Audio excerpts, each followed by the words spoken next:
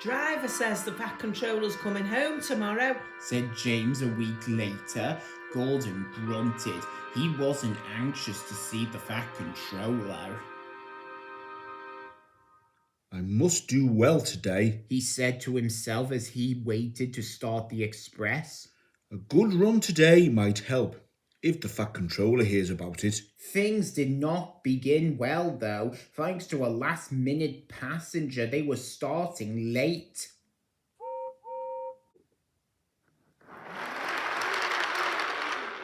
Which meant that Gordon missed his path at the junction and was delayed there too. But with a clear run after that, they flashed through Edward Station going splendidly. They were halfway up the hill when there was a clatter beneath Gordon's cab. Suddenly, he felt a blast of cold air in his middle, as if there were a gap between his boiler and cab.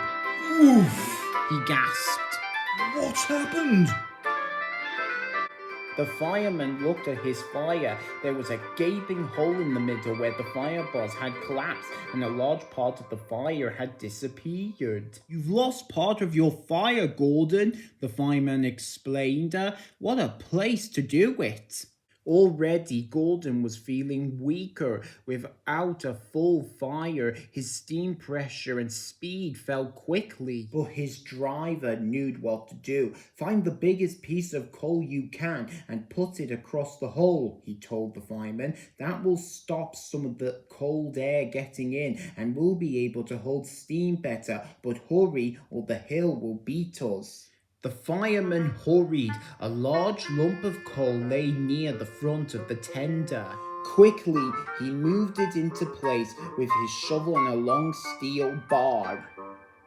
Gordon felt better at once. Now build the fire gently around the edges, said the driver.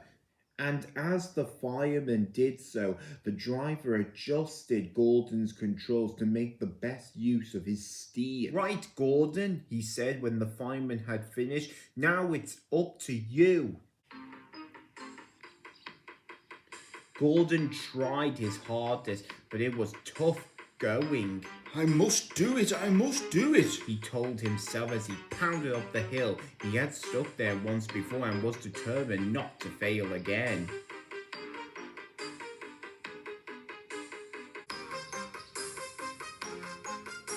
Poor Gordon was getting very breathless.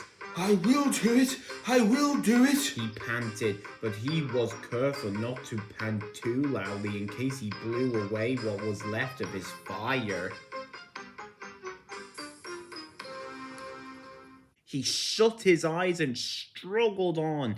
At last, Gordon felt that the slope was easier to climb. He cautiously opened one eye. Yes, he was nearly at the top. I've done it, he gasped triumphantly. That was splendid, Gordon, he said, and now you deserve a rest.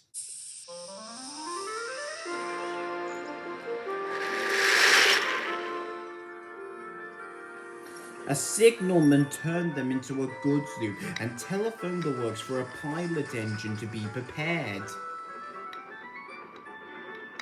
While they waited, the passengers got out and told Gordon what a useful engine he was.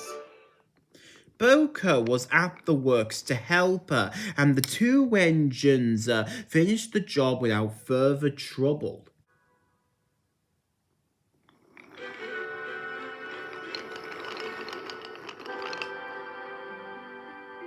At the end of the line, the Fat Controller was waiting for them. To Gordon's surprise, he was smiling. Thank you, Boko, he said, and thank you, Gordon, for a splendid effort. I am pleased with your work today, through certain, other things leave much.